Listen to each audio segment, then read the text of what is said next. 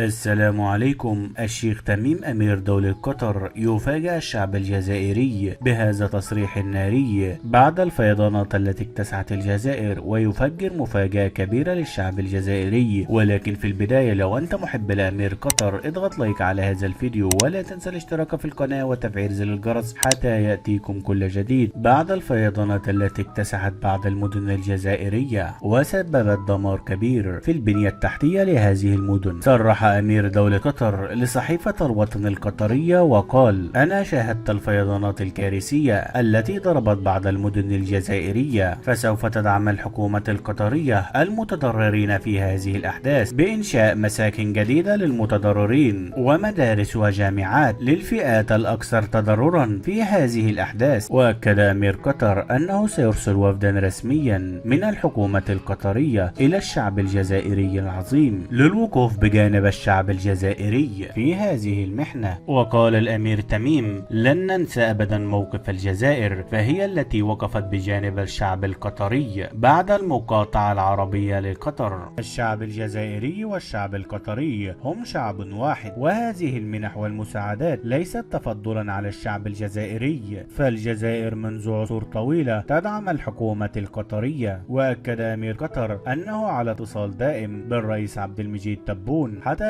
نطلع على أحدث المستجدات في هذا الملف. وأخيرا، لو أنت محب لأمير قطر اضغط لايك على هذا الفيديو، ولا تنسى الاشتراك في القناة وتفعيل زر الجرس حتى يأتيكم كل جديد.